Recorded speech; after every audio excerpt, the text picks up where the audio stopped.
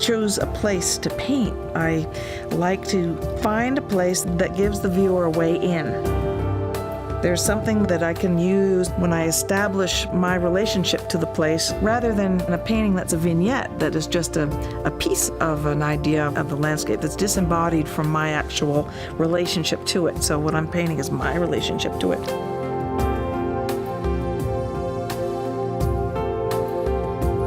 Emotion plays a lot in terms of the energy that creates the impulse in the making of the marks. Before we get to the emotional part of it, and then thinking about establishing my relationship to the place, it is an intellectual one. When it comes to painting, that's where it becomes a joyous exploration of the sensuous potential of oil paint.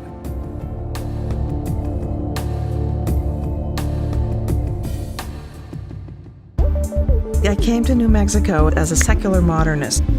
I wanted to say something about universal themes that had to do with greater things about the meaning of life. So there might be a more spiritual aspect to the painting or to the theme of the painting. So I tried using themes from liturgical music or Native American things or even Spanish, or working with themes that had to do with virtues. This land is suffused with traditions, spiritual and devotional practice. More and more painting in solitude and discovering something that was happening to me that was not coming from me. I felt these places beholding the glory of these thunderstorms as they evolved out of these little clouds into these towering cumulus erections, and this intimate power of the rain coming on the mountain. And wow, it was really a moving experience of my connectedness with nature. The more I painted in these places, the more that I realized that I'm not the origin of this creativity that's flowing through me. Often I'd have this feeling of an incredible power coming out of the ground through me, through my knees would shake, and the energy would come onto the canvas. And then when the painting was done, I'd say, wow, where did that come from?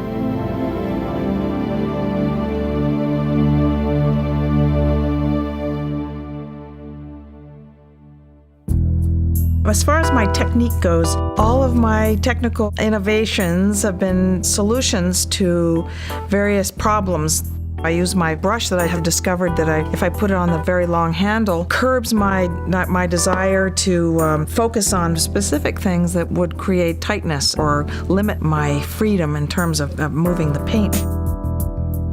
The other thing that I love to use is a knife, and I always use the biggest tool for the job. So I rarely use anything smaller than this. This is a 5 3/4 inch masonry trowel, and again, putting it on a long handle is a way to focus on the interaction with the sensuous potential of the paint in terms of moving the paint with maximum physicality.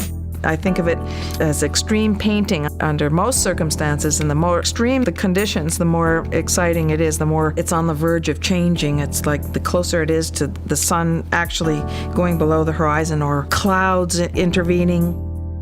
I've come to think of as a dance to the tempo of the evolving day.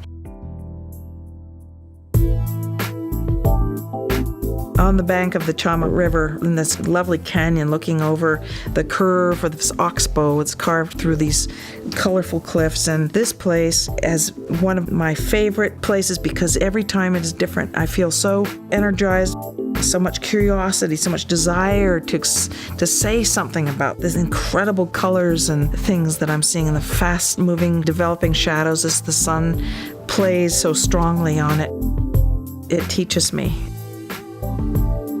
I don't feel that I'm repeating myself or plagiarizing myself in any way to be looking, studying, pursuing a deeper understanding, a deeper love for this beautiful place.